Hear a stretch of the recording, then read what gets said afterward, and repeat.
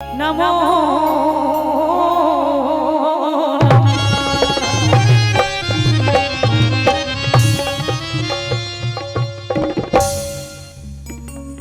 नभ का लहठी लो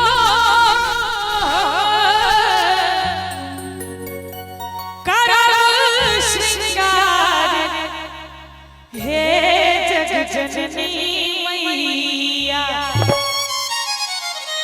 हमरे द्वारा गावल ई भजन मैया के जे कि अपना सब बहुत प्यारा आशीर्वाद ए गीत के देलिए। कते गोटे गीत के सुनने छी, एक बार हाथ हाथ कर हमरा बताबी सब गोटे सुनने छी। नभ का लहठी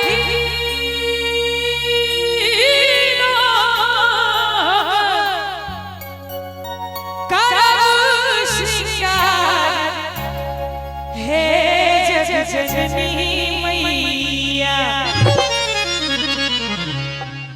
ताली बजाओ सब गोटे। ई कौन ताली बजाओ? एक बार दोनों हाथ ऊपर उठाबियो। जिनका जिनका मां भगवती देने छथि से उठेबे, जे नहीं उठा बुझब जिनका नहीं देने छथि कनी अहू सब उठा दियो और ताली बजा के हमरा संगे संगे जगमग करते आहा के दरबार हे जननी मैया। जगमग करते आहा के दरबार हे जननी मैया। नभ का लहठियो करब श्रृंगार हे जननी मैया।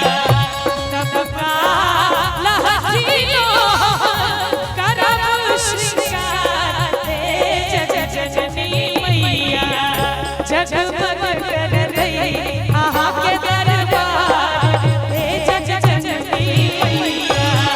जगमग करते आहा के दरबार हे जननी मैया।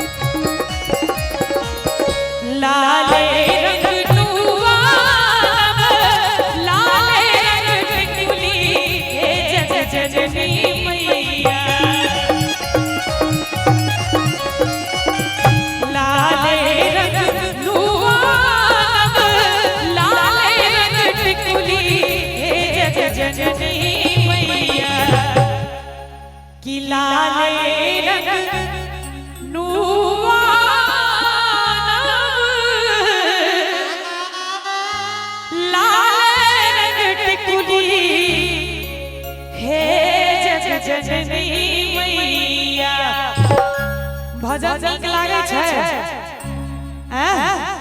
भोजन नहीं कहै छै, भजन कहै छै। नीक लागे छै।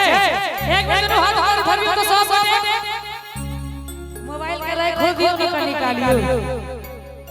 हां और ताली बजा के हमरा संगे संगे लाले राहुल के रे बहिहार हे जननी मैया। लाले राहुल के रे बहिहार हे जननी मैया।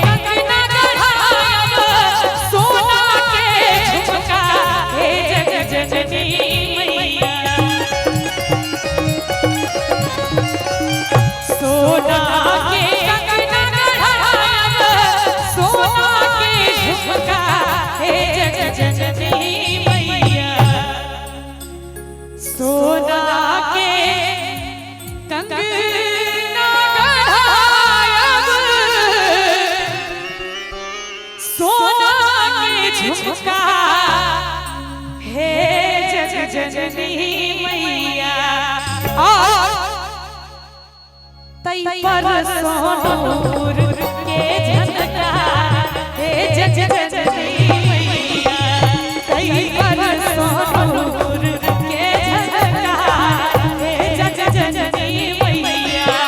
और ई गीत हमरा यहाँ सब बहुत पसंद केलिए लेकिन जे धुन पर ई गीत गायल छै ओ कोन धुन छै से देखियो। दुई भाई छलिए ब्राह्मण ऐस करिए यौवा ब्राह्मण दुई भाई छलिए ब्राह्मण ऐस करिए यौवा ब्राह्मण। हमरा बुझाइए ई गीत अहाँ सब सुनने है। दुई भाई छलिए ब्राह्मण ऐस करिए